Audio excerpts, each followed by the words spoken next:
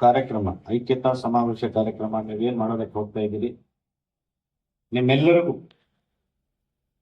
ನನ್ನ ಧನ್ಯವಾದಗಳನ್ನು ಹೇಳೋದಕ್ಕೆ ಇಷ್ಟಪಡ್ತೇನೆ. ಕಾರ್ಯಕ್ರಮ ಬಹಳ ಒಳ್ಳೆಯ ಕಾರ್ಯಕ್ರಮ. ಉದ್ಘಾಟನೆ ಮಹಾದೇವಪ್ಪನವರು ಹಾಕಿದ್ದಾರೆ, ದೊಡ್ಡ ದೊಡ್ಡ ಹೆಸರೇ ಹಾಕಿದ್ದಾರೆ. ದಲಿತರ ಕಾರ್ಯಕ್ರಮ, ಅಂಬೇಡ್ಕರ್ ಕಾರ್ಯಕ್ರಮ ಅಂದ್ರೆ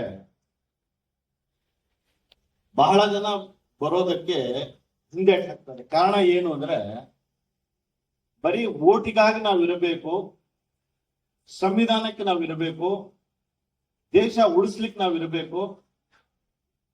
ನಮ್ಮ ಈ ಅಂಬೇಡ್ಕರ್ ದಿನಾಚರಣೆ ಇರಬಹುದು, ಅಂಬೇಡ್ಕರ್ ಅವರ ಬಗ್ಗೆ ಮಾತಾಡೋದಕ್ಕಿರ್ಬಹುದು, ಅವ್ರಿಗೆ ಇಷ್ಟ ಅಲ್ಲ ಅಂತ ನನ್ನ ಒಂದು ಅನಿಸಿಕೆ. ಇರೋದು ಇದ್ದಂಗೆ ಹೇಳ್ಬಿಟ್ರೆ ನನಗೇನು ಹೋಗೋದೇನಿರಲ್ಲ. ಕಾರ್ಯಕ್ರಮದಲ್ಲಿ ನಾನೊಂದು ಮಾತು ಹೇಳೋದಕ್ಕೆ ಇಷ್ಟಪಡ್ತೇನೆ. 1947 ಆಗಸ್ಟ್ 15 ಆದ್ಮೇಲೆ ಈ ದೇಶಕ್ಕೆ ಸಂವಿಧಾನ ಕೊಟ್ಟಂತಹ ಬಾಬಾ ಸಾಹೇಬ್ ಅಂಬೇಡ್ಕರ್ ಅವರು ಶಿಕ್ಷಣ, ಸಂಘಟನೆ, ಹೋರಾಟ ಅಂತ ಒಂದು ಸಂವಿಧಾನವನ್ನು ಕೊಟ್ಟರು. ಇಲ್ಲಿ ಬಹಳ ಜನ ನಮ್ಮ ಬಾಗೇಪಲ್ಲಿ ಕಡೆ ಹಾಗೂ ಈ ಭಾಗದ ಬಹಳ ಜನ ಇದ್ದಾರೆ. ಸಂವಿಧಾನವನ್ನು ಎಷ್ಟು ಜನ ಓದಿದ್ದೀರಿ? ಒಂದ್ಸಲ ಕೈ ಎತ್ತೀನಿ. ಕೈ ಎತ್ತಿ.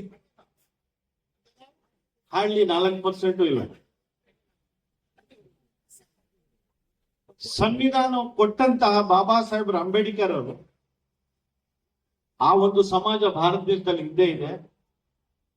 ಸಂವಿಧಾನ ಕೊಡದೆ ಆರಾಮಾಗಿ ಬೆಣ್ಣೆ ತುಪ್ಪ ತಿಂದ್ಕೊಂಡು ಇವತ್ತು ಸಂವಿಧಾನ ಓದ್ಕೊಂಡು ಈ ದೇಶವನ್ನು ಆಳಿದವರು ಇವತ್ತು ಬಹಳ ಜನ ಆಗಿದ್ದಾರೆ. ನಮ್ಮ CJ ಗವಾಯಿ ಅವ್ರ ಮೇಲೆ ನಿನ್ನೆ ಯಾರೋ ಒಬ್ಬ ಬ್ರಿಟಿಷ್ ಅವರು ಚಪ್ಪಲಿಯಿಂದ ಹೊಡೆದಿದ್ದಾರೆ. ಬ್ರಿಟಿಷ್ ಅವರಲ್ಲ, ಅವರು ಬ್ಲಾಕ್ ಬ್ರಿಟಿಷರ್ಸ್ ಅಂತ ಹೇಳೋದಕ್ಕೆ ನಾನು ಇಷ್ಟಪಡ್ತೀನಿ. ಅದೇ ಮೇಲ್ಜಾತಿ ಅವ್ರ ಮೇಲೆ ಆಗಿದ್ರೆ ಭಾರತ ದೇಶದಲ್ಲಿ ಅಲ್ಲ ಕಲ್ಲೋಲ ಆಗ್ತಾ ಇತ್ತು. ಕಾರಣ ಏನಂದ್ರೆ ಇವತ್ತು ದಲಿತರು, ಅಲ್ಪಸಂಖ್ಯಾತರು, ಹಿಂದುಳಿದ ವರ್ಗ, ಇವತ್ತು ಆದಿ ದ್ರಾವಿಡರು ನಾವೇನಿದ್ದೀವಿ,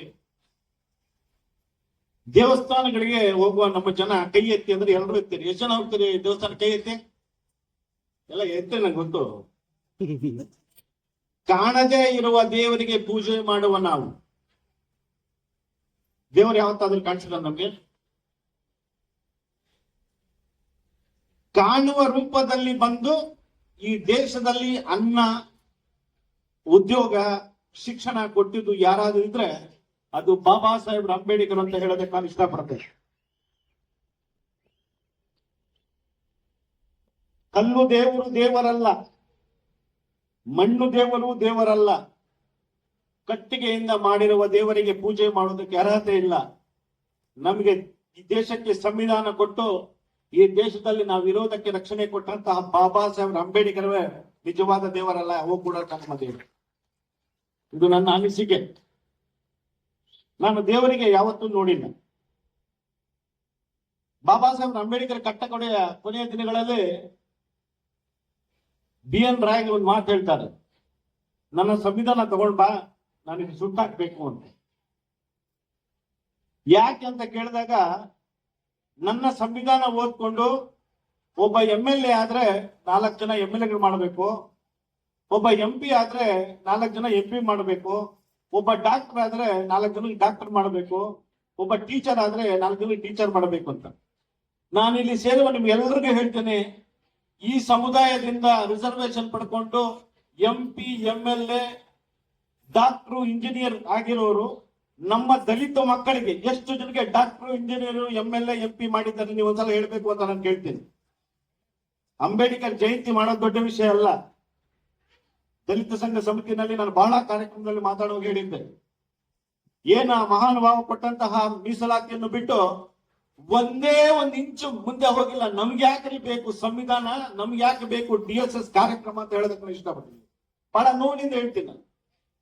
ನಾನು ಒಬ್ಬ ಅಲ್ಪಸಂಖ್ಯಾತ, ನಾನು ಹೇಳಿದ್ರೆ ಹೇಳ್ಬಿಡ್ತಾರೆ, ಪಾಕಿಸ್ತಾನ ಲಿಂಕ್ ಹಾಕ್ಬಿಡ್ತಾರೆ. ನನ್ಗೆ ಚೆನ್ನಾಗಿ ಗೊತ್ತಿಲ್ಲ ಇವತ್ತು ಈ ದೇಶದಲ್ಲಿ ಏನ್ ನಡೀತಾ ಇದೆ.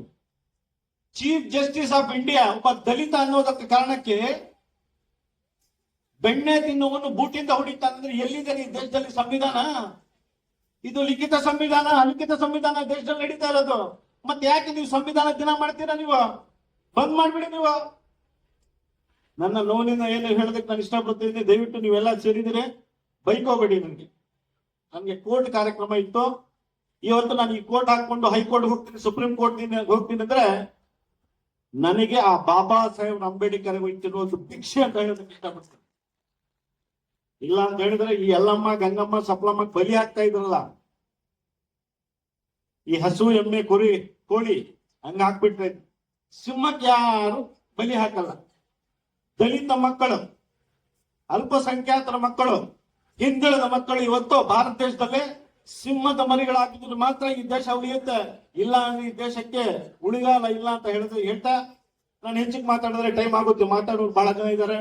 ಏನ್ ಈ ಕಾರ್ಯಕ್ರಮದಲ್ಲಿ ನಮ್ಗೆ ಕರೆಸಿ ಈ 4 ಮಾತು ಮಾತಾಡೋದಕ್ಕೆ ಅವಕಾಶ ಕೊಟ್ಟ ನಿಮ್ಮೆಲ್ಲರಿಗೂ ಧನ್ಯವಾದಗಳು. ಜೈ ಹಿಂದ್, ಜೈ ಭೀಮ್, ಜೈ ಹಿಂದ್. ಕಾರ್ಯಕ್ರಮ